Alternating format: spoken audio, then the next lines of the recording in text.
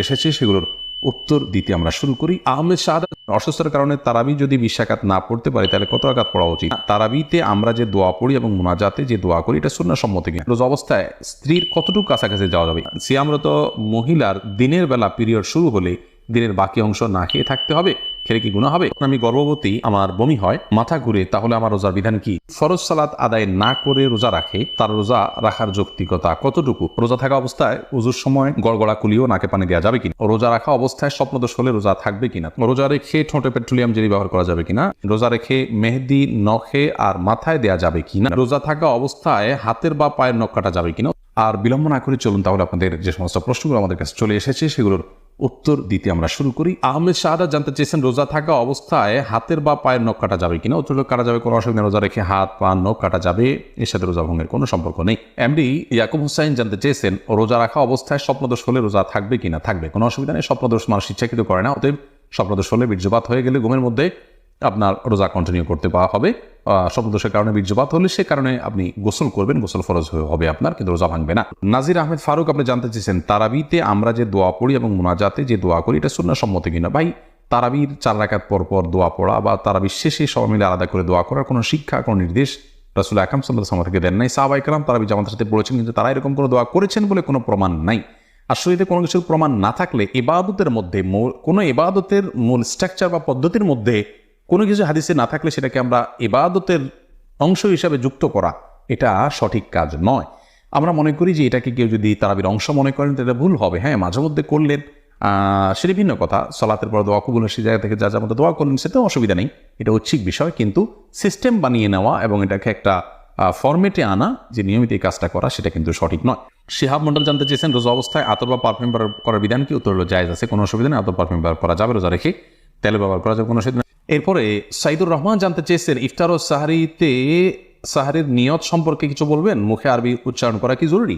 ভাই সাইদুর রহমান, নিয়ত হলো ইচ্ছা করার নাম। নিয়ত শব্দের অর্থ হলো ইচ্ছা করা, আর ইচ্ছা মানুষ মন দিয়ে করে। আমি ইচ্ছা করেছি অর্থাৎ আমি মনে মনে কোনো প্ল্যান করেছি, এটার নামে হলো নিয়ত করা। রোজার নিয়ত করতে হবে অন্যান্য সমস্ত আমলের মতো, ইন্নামাল আমানবির নিয়ত, সমস্ত আমলের নিয়তের উপর নির্ভরশীল। নিয়ত না থাকলে কোনো আমলই গ্রহণযোগ্য হবে না। কিন্তু নিয়তের মানে এই না যে মুখে উচ্চারণ করতে হবে। শরীয়ত আমাদেরকে মুখে উচ্চারণ করে নিয়ত করার কোনো শিক্ষা দেয়নি, এবং রোজার জন্য আলাদা কোনো নিয়তের শিক্ষা আল্লাহ তাআলা দেননি। নামাজের ক্ষেত্রেও কোনো নিয়ত, রোজা মুখে নিয়ত করার কোনো শিক্ষা আল্লাহ তাআলা দেননি। অতএব আমরা মনে মনে আমি যে রোজা রাখছি এটাই আমার নিয়ত হিসেবে যথেষ্ট হবে। আপনি ভোর রাতে কেন খেতে উঠেছেন? রোজা রাখার জন্য উঠেছেন, এর মানে হলো আপনার রোজা রাখার ইচ্ছা আছে, বাস নিয়ত আছে। আলাদা করে সেটাকে মুখে উচ্চারণ করা আর কোনো নির্দেশ ইসলাম আমাদেরকে দেয়নি, কোনো প্রয়োজন নেই। এটাকে জরুরি মনে করলে দোয়া, একটা দোয়া বানাই দিচ্ছি আমরা, নাওয়াইতু আন আসুমা গাদান ইত্যাদি, এরকম দোয়া বানিয়ে নিলে সেটি বরং বিদআতে পর্যবেসিত হতে পারে যদি সেটাকে আমরা সুন্নাহ মনে করি বা রোজার জন্য গুরুত্বপূর্ণ বা জরুরি মনে করি। সারজু রিমা এই আইডি থেকে আপনি জানতে চেয়েছেন রোজা রেখে ঠোঁটে পেট্রোলিয়াম জেলি ব্যবহার করা যাবে কিনা? ঠোঁটে যদি খুব বেশি ফেটে যায়, খুব বেশি বিরক্তির কারণ হয়, তাহলে হালকা করে দিতে পারেন। কিন্তু আপনার একান্ত যদি ঠোঁট না ফাটে বা খুব বেশি কষ্ট না হয় তাহলে পেট্রোলিয়াম জেলি ঠোঁটের ব্যবহার খুব বেশি করে করলে আপনার সেটি আমাদের থুতুর সাথে ভেতরে যাবে, সে আশঙ্কা আছে। এই জায়গা থেকে এটি করা অনুচিত এবং অনুত্তম এবং করা যাবে না। বখতিয়ার করিম আপনি জানতে চেয়েছেন রোজা থাকা অবস্থায় উজুর সময় গড়গড়া কুলিও নাকে পানি দেওয়া যাবে কিনা? ভাই বখতিয়ার, খুবই গুরুত্বপূর্ণ একটা প্রশ্ন আপনি করেছেন। রোজা অবস্থায় ওজুর সময় গড়গড়া করা, কুলি করা, নাকে পানি দেওয়া, এগুলোর ব্যাপারে নজর করি। আর গড়গড়া কুলি করবেন, কিন্তু খুব বেশি গলার ভিতরে নিয়ে গড়গড়া করবেন না, কারণ নবী সাল্লাল্লাহু আলাইহি ওয়াসাল্লাম বলেছেন যে ওয়া মাদমিদ ইল্লা আন তাকুনা সাইমান, তুমি গড়গড়া করেই কুলি করবে, কিন্তু রোজাদার হলে তখন করবে না, যেহেতু তোমার ভেতরে গলার ভেতরে পানি চলে যাওয়ার ভয় আছে, চলে গেলে সেক্ষেত্রে রোজা ভঙ্গ হয়ে যাবে। অতএব গড়গড়া করা রোজা অবস্থাতে অনুচিত, খুব গভীর গড়গড়া করা। খায়রুন নাহার জানতে চেয়েছেন রোজা রেখে মেহেদি নখে আর মাথায় দেয়া যাবে কিনা?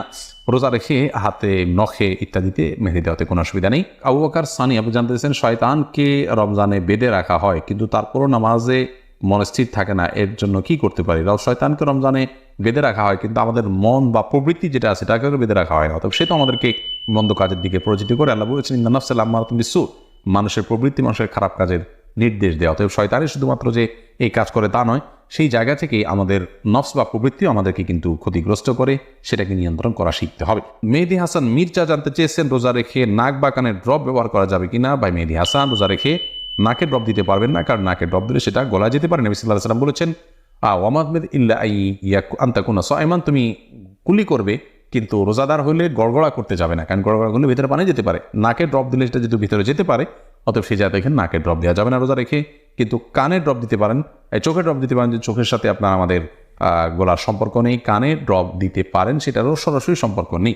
যদি আপনি গলায় স্বাদ অনুভব করেন ড্রপ দেওয়ার পরে কানে বা চোখে, তাহলে সেক্ষেত্রে আপনি সে রোজা আবার রেখে দিবেন, কিন্তু নাকে দিতে পারবেন না, যেহেতু নাকে দিলে সেটা ভেতরে যায়। এমনি হাসান করিম জানতেছেন রোজা অবস্থায় স্ত্রীর কতটুকু কাছাকাছি যাওয়া যাবে? রোজা অবস্থায় স্ত্রীর সাথে সম্পূর্ণ পাশাপাশি শোয়া যাবে, থাকা যাবে, এমনকি চুম্বনও করা যাবে, আলিঙ্গনও করা যাবে, কোনো অসুবিধা নেই। শুধুমাত্র স্ত্রীর সহবাস সেটি করা যাবে না। সহবাসটা যাতে না হয় সেই জিনিসটি খেয়াল করতে হবে। লজ্জাস্থানের মিলন সেটি সরাসরি হারাম, বীর্যপাত না হলেও শুধু সম্মিলনটাই হারাম। এছাড়া আলিঙ্গন চুম্বন হতে পারে। আমাদের আয়েশা রাদিয়াল্লাহু আনহা বলেছেন যে নবী সাল্লাল্লাহু আলাইহি ওয়াসাল্লাম রোজা রাখা অবস্থায় স্ত্রীদের আদর সোহাগ তিনি করতেন, এটি জায়েজ আছে। তবে কেউ যদি সেটি করতে গেলে নিজেকে নিয়ন্ত্রণ করতে পারবেন না এমন আশঙ্কা হয়, তাহলে তার জন্য এটি করা জায়েজ নাই। শাকুল খান জানতে চেয়েছেন, কেউ যদি ফরজ সালাত আদায় না করে রোজা রাখে, তার রোজা রাখার যৌক্তিকতা কতটুকু? তিনি রোজা রাখছেন, একটা ফরজ আদায় করতেছেন, এই জন্য আমরা অবশ্যই তাকে অ্যাপ্রিসিয়েট করবো যে তিনি অন্তত একটা ফরজ আদায় করতেছেন।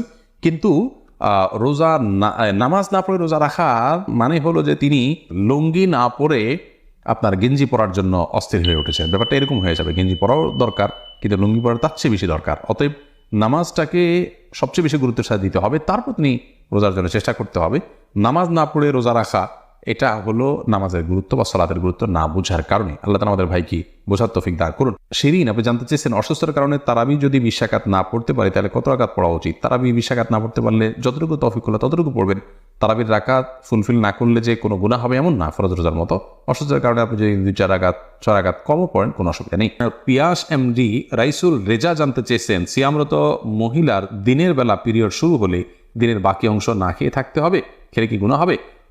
না খেয়ে থাকা উচিত, বাকি অংশ তার রোজার সম্মানার্থী করা উচিত। ত্রিহান, আপনি আইডি থেকে জানতে চাইছেন, আমি গর্ভবতী, আমার বমি হয়, মাথা ঘুরে, তাহলে আমার রোজার বিধান কি? যদি বমি হয় এতে রোজা ভাঙবে না, ইচ্ছাকৃত বমি না করলে রোজা ভাঙবে না। হাদিসে আসেন নবী সাল্লাল্লাহু আলাইহি ওয়াসাল্লাম বলেছেন, যে ব্যক্তির বমি হয় তার রোজা ভাঙবে না, যে ইচ্ছাকৃত বমি করে হাত দিয়ে বা বের করে তার রোজা ভাঙবে। আর যদি বমি হওয়ার পর কিছু আপনি গিলে ফেলেন তার কারণে রোজা ভাঙবে, কিন্তু এমনি বমি হলে রোজা ভাঙবে না। মাথা ঘুরে বমি হয়, তারপর কষ্ট করে আপনার রোজা রাখা উচিত, এটা ফরজ রোজা, এখানে কার্পণ্য করা উচিত নয় এবং ত্রুটি করা উচিত নয়। আল্লাহ আমাদের তৌফিক দান করুন। এলমি একটা অনুষ্ঠান করা এবং হাদিস ভিত্তিক জ্ঞানের একটি অনুষ্ঠান, তবে এটিকে অন্যদের দেখার সুবিধার্থে, অন্যদের জানার সুবিধার্থে শেয়ার করে দিন, ওয়াচ পার্টি করে দিন। এর মাধ্যমে আপনার ছোট্ট একটি ক্লিকের মাধ্যমে অনেক বেশি অফুরন্ত সওয়াবের আপনি অধিকার হতে পারবেন। শয়তান আমাদেরকে এরকম সহজে অনেক বেশি অর্জন হতে পারে সে আমলগুলো থেকে ভুলিয়ে রাখে এবং এগুলোকে আমাদের কাছে গুরুত্বহীন করে রাখে। অতএব শয়তানকে আমরা কোনোভাবেই যেন সুযোগ না দিই। আল্লাহ তাআলা সেই তৌফিক দান করুন। আমরা দাওয়াত এবং দ্বীন প্রচারের অংশ হিসাবে এই পোস্টকে শেয়ার এবং ওয়াচ পার্টি করি।